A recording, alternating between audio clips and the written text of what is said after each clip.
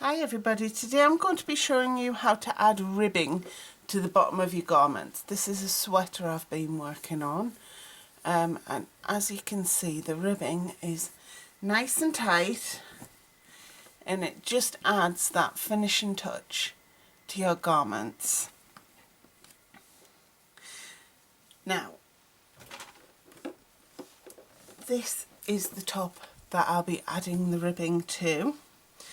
First things first though, the your hook size, if you would like a nice tight ribbing like what was in the yellow sweater, I would go down a hook or two.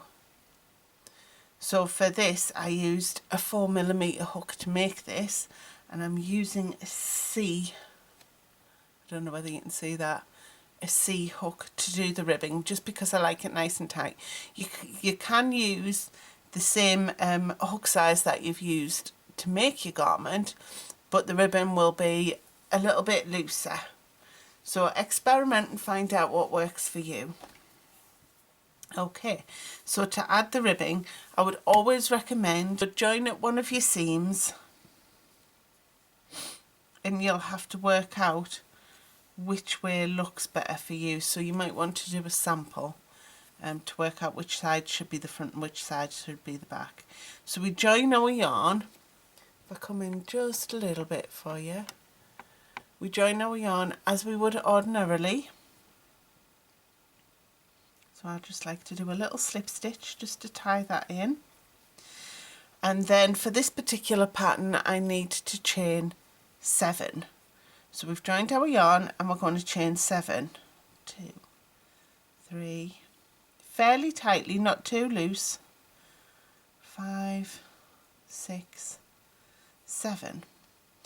And then what we're going to do is, without chaining one and without missing one of the chains, we're going to go straight into that first one and single crochet.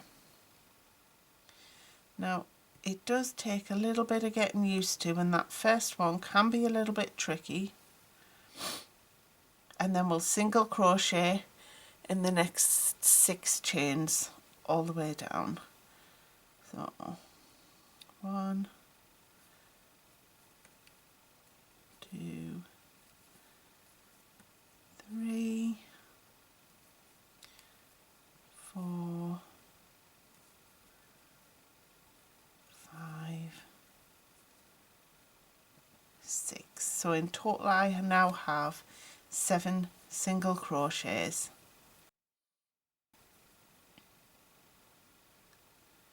So joining your ribbing to your garment is fairly simple once you know what you're doing. So all we're going to do is we're going to take the first stitch along the bottom of our panel and we're going to slip stitch into it, and then we will slip stitch into the next stitch. So we've slip stitched across 2 stitches in the bottom of our panel, and then we will turn our work and we will single crochet back loop only in each of the 7 stitches along the bottom. So back loop only. For those of you new to this, you can see there you've got 2 loops. This one here is the front loop, this one here is the back loop. Try and keep your stitches fairly tight and your tension consistent.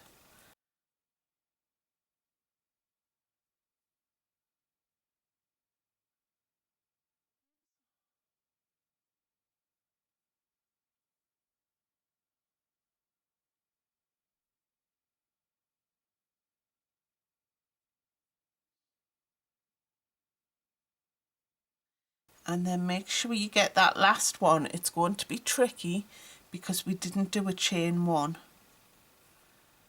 So that's my 7 stitches. So you can see we're starting to get the ribbing there. And then we'll turn our work and we're going to work back along these 7 stitches. So we're going to do a single crochet straight into that first one. We're not going to chain 1, remember. And we're working into the back loop only. and then we'll single crochet back loop only in the next 6 stitches.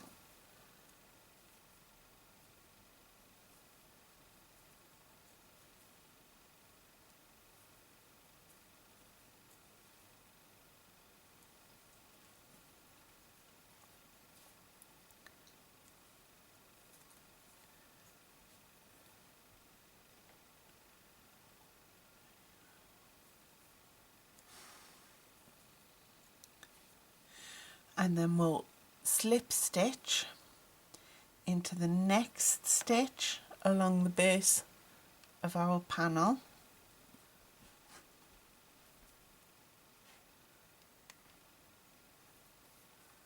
and we'll slip stitch into the next stitch. So that's attached our ribbing, and then we'll turn our work and we'll single crochet back loop only into those 7 stitches.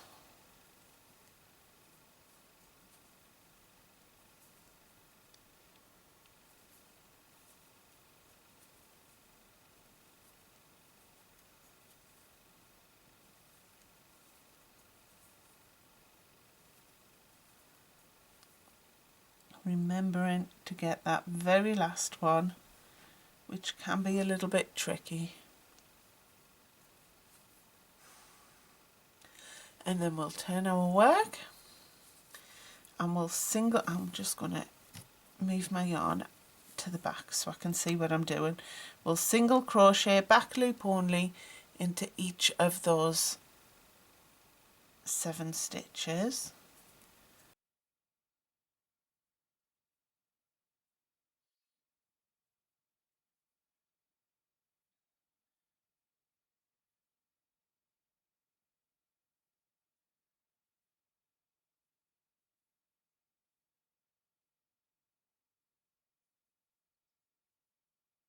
And then because we've reached the main body of our garment, we're going to slip stitch into the next stitch along the bottom of our garment and slip stitch up to the next stitch.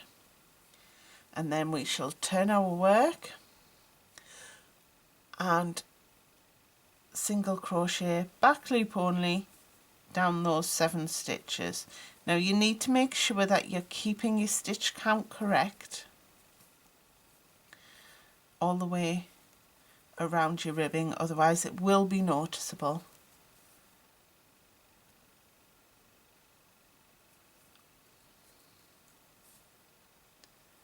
And then we'll turn our work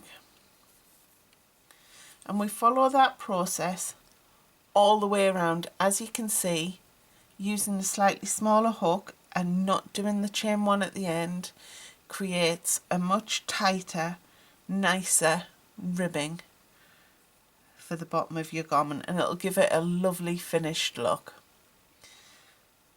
So I'll work my way all the way around this garment and then I will come back and show you how to join once I reach this end. So here I am at the end. You can see I've gone all the way around the bottom of this tee, and you can see how well using a smaller hook works. Now all I've got to do is join at the ends. So if the pattern calls for joining, sometimes they leave the sides at the seams open to give a little bit more space for the hips, but if it calls for joining, basically we just take the back loop of the front one, and because we chained to start, we're just going to slip stitch, and we'll do that all the way down the row.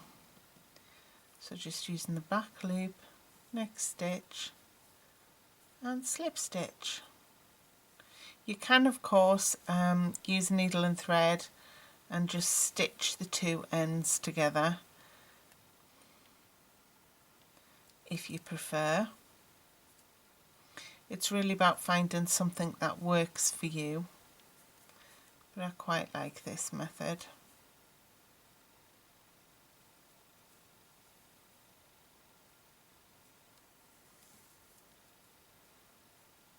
Oops, didn't quite catch all of that one. There we go.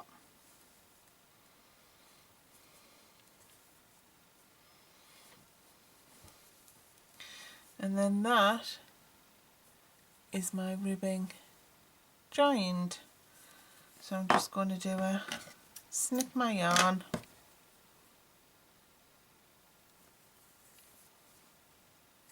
and fasten off.